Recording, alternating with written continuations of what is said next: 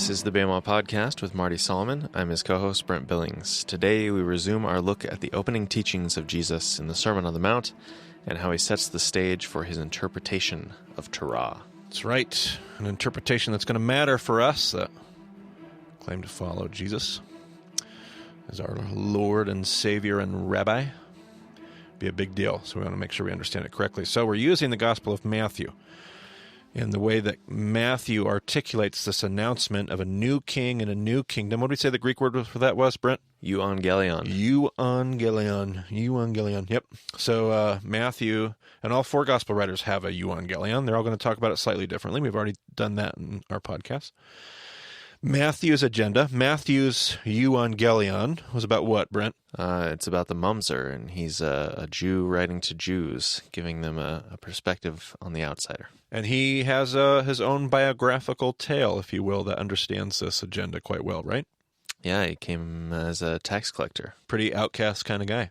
Not the most loved person in the region. Right. He would have been one of a mini group of people that good old religious folks, Orthodox folks, would have said, nope, he has forsaken the way. He has tossed it in the garbage. He sold out to the Romans. Sold out to the Romans. He is donezo. And this Jesus comes along and says, hey, come, follow me. You get a second chance.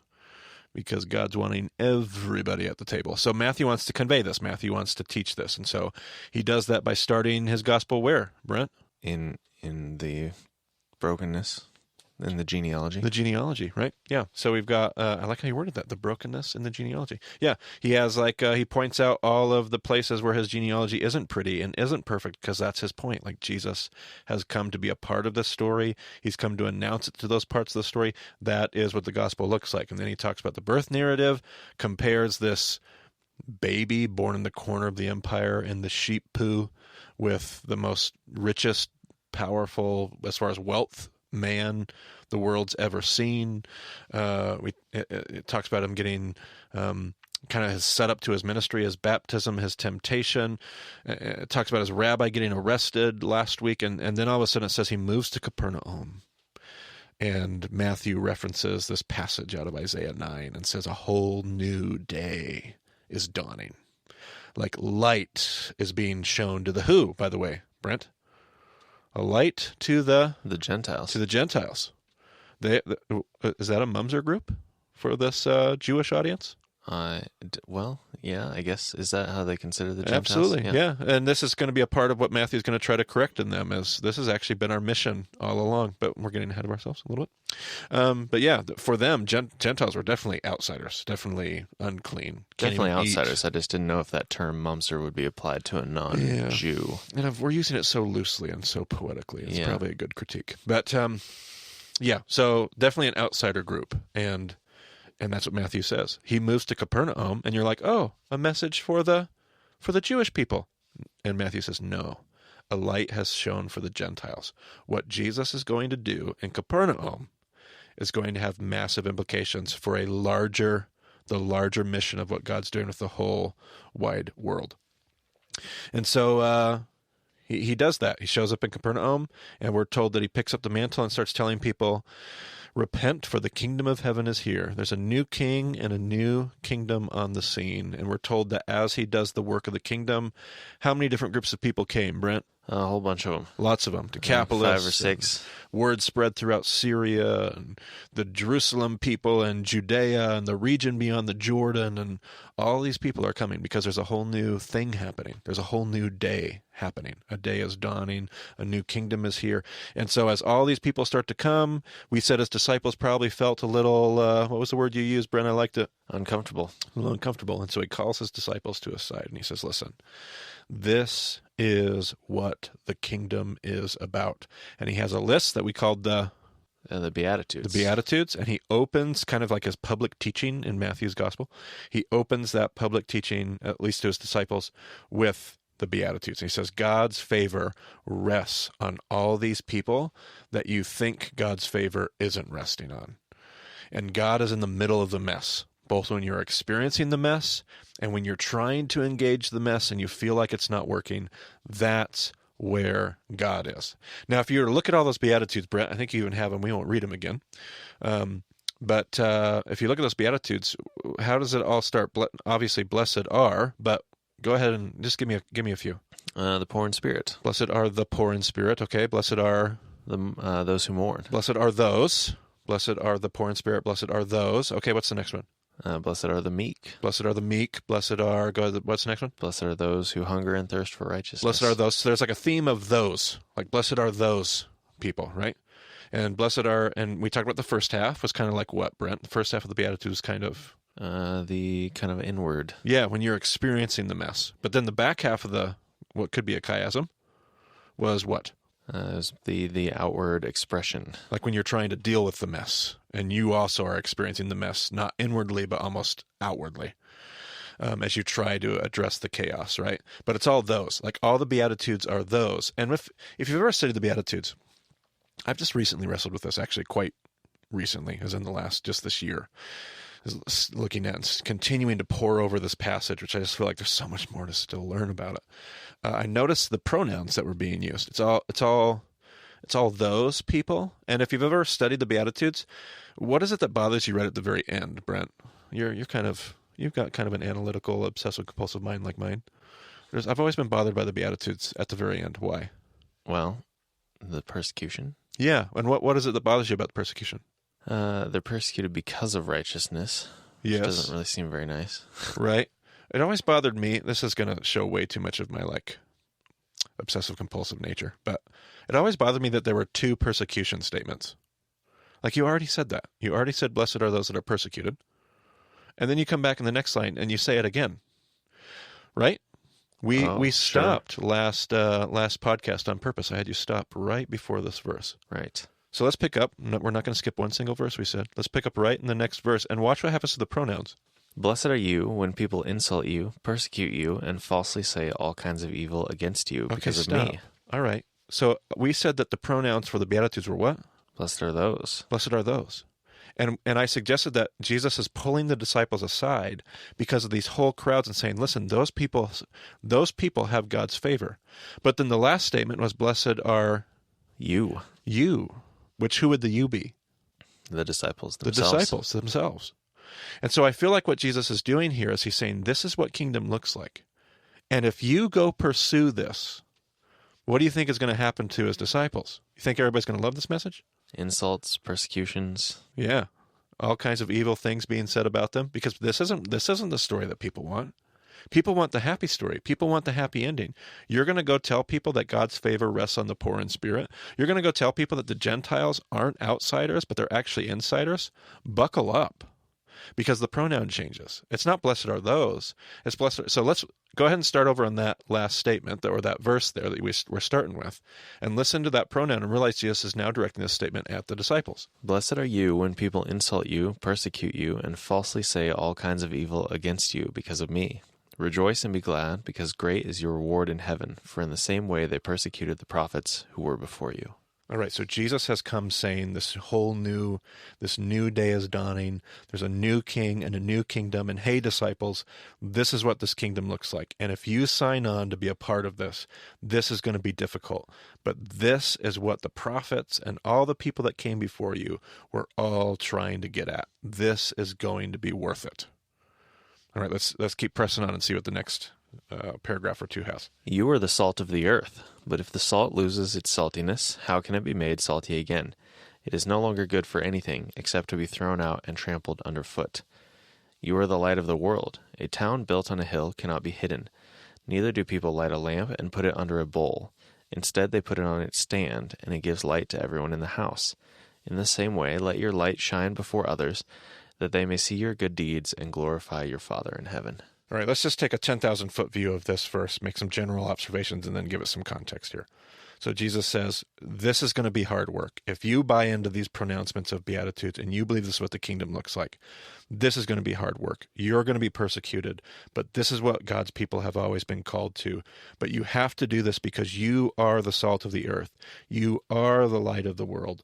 Like, this is the mission, and you are the hope of the world, in essence. So you are this hope of the world, and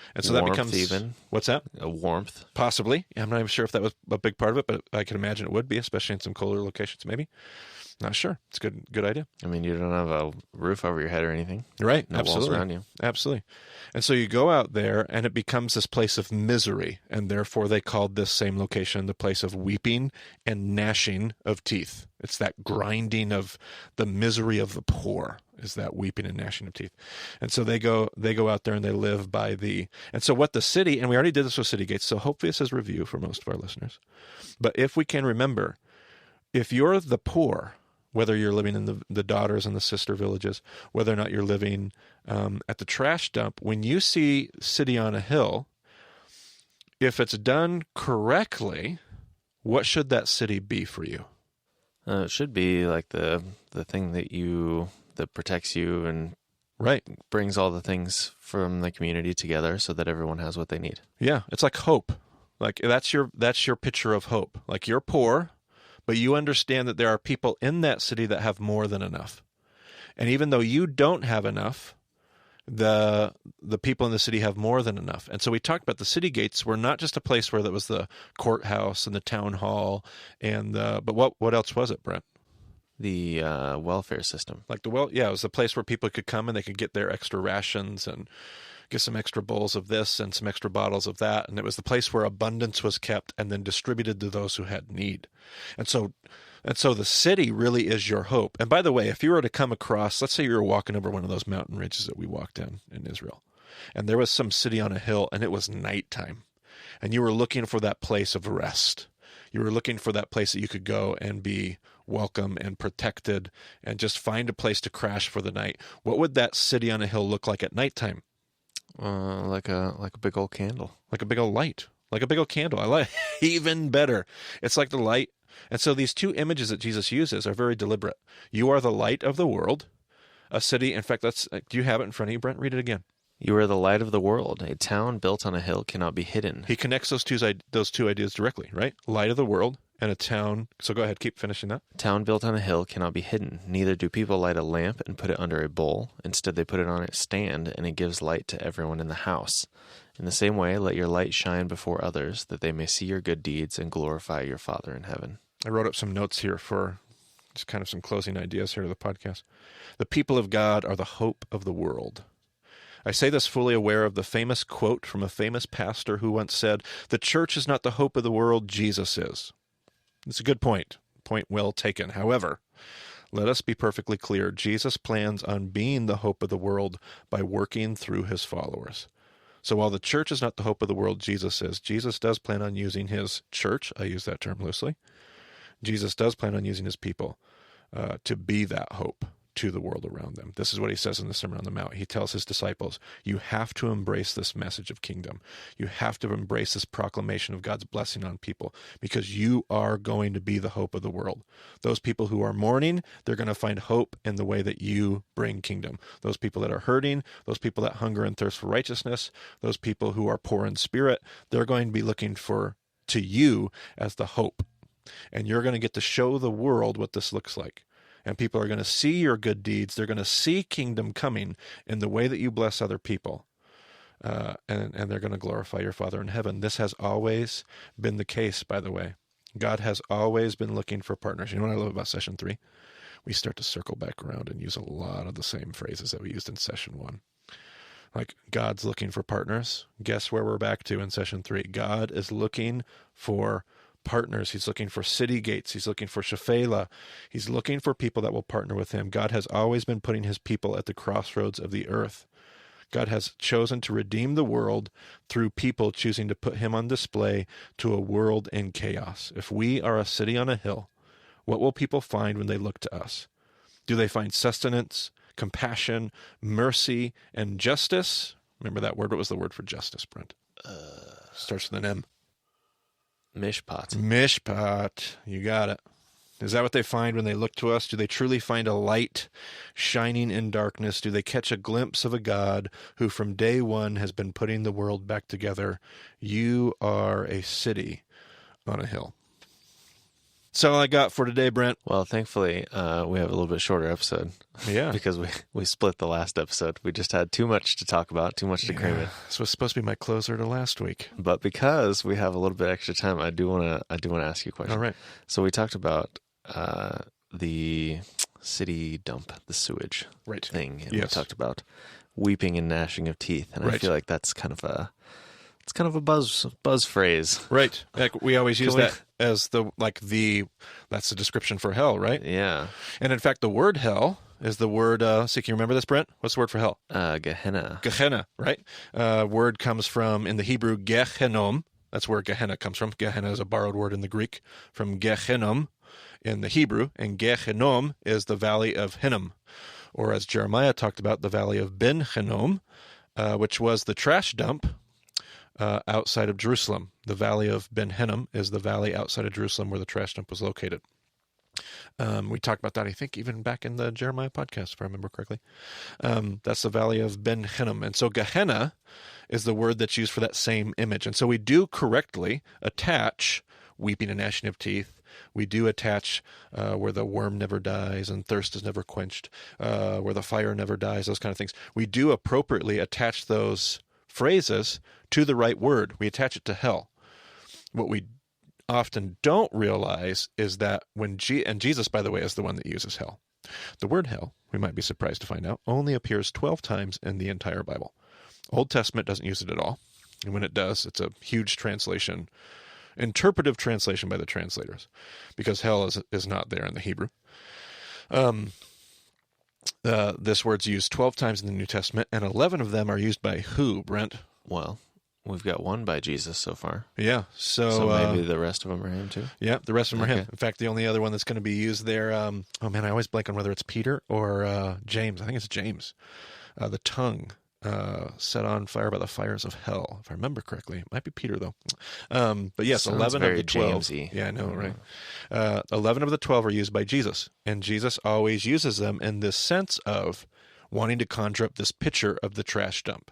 It's a place of misery. The picture that's being employed is not a picture of eternal damnation, guy with a red tights and a pitchfork running around in a place underneath the earth's surface with fire and flames, and that's not the picture they get. The picture that they get is this picture that you're pulling out here of that trash dump, where it's a place of poverty, it's a place of misery, it's a place of weeping and gnashing of teeth. In fact, Jesus will even say that in some of his parables, take that servant and throw him out where there is weeping and gnashing of teeth. The idea is that you're taking him and you're throwing him outside the city. You're putting him outside the place of protection, outside the place to the place where his only hope is to say, and he warns the Pharisees, he warns the religious people, he warns all these people that think that they're inside God's city. Be very, very careful, because you may look up and find yourself out at Gehenna. And so just to sprinkle in, it's a good question. Sprinkle in some, we're not going to do the whole hell thing right now. In fact, just what we've even talked about here is probably for some of us like enough to make our head like spin and start to go, whoa, wait a minute. And I'll even recommend this book. People know this is coming. If you made it to session 3, it's not the end of the world. You're probably, if this was going to bother you, you left town a long time ago. But Rob Bell wrote a book, Love Wins, obviously the big provocative book. We'll link that in the show notes. If you don't want to read it, if you hate the book, if you hate Rob Bell, it's fine. You don't have to read it. I'm just saying. Really good work done there in that book, talking about heaven, talking about hell, talking about the context of those things. So I recommend it. It's one of my favorite books. And I would say if you feel like you're interested in the conversation, you should read it before you say anything about it. That's always a great idea, by the way. Always read a book before you critique it. It's a crazy concept, but I really thought that book was helpful. Doesn't mean you have to agree with everything you read in it, but book was very, very helpful for me and many other people. So check it out. Talking if you want to you about different books you've read, you're definitely not one to agree with everything wholesale in every book that you read. So yeah. You got to think critically. Even authors and people that I really, really enjoy, I'll often run across a chapter or I'm like, oh man, that just does not sit right with me. I don't like that chapter. I don't like that portion. I think they're off here. We should be able to think that way. Should be able to think critically. And vice versa. A book that is otherwise a complete dud might have, one little gem in the middle of it somewhere. Man, How many great little nuggets have I found in books I otherwise rated 2 stars? You got any Yep. 1-star books? Oh, I have lots of 1-star books, and I Okay. often don't find too many nuggets in those. Yeah. But I'll find them in 2-star books and above. You bet. All right. Well, we might as well keep this episode not too much longer than this. Says 26 minutes. Boy, it's been a long time. That's session 2 prophet type material. Right Yeah. there. Well, the guy who edits the podcast will be very appreciative. I can tell you that much. Yeah. All right. Well, definitely. I mean, this is a great one to get in a discussion group with. Maybe not. Maybe this is a dangerous one to get in a discussion group. I don't know. Either way, it's always beneficial to wrestle with other people. And hopefully come to some common ground, common understanding, learn some new things, whatever. We've got discussion groups all over the place. You can check out BamAuDiscipleship.com. You'll find a map. They're literally worldwide. If you want to get a hold of me or Marty, we're on Twitter at Marty Solomon and EIBCB. And thanks for joining us on the Bama Podcast. We'll talk to you again soon.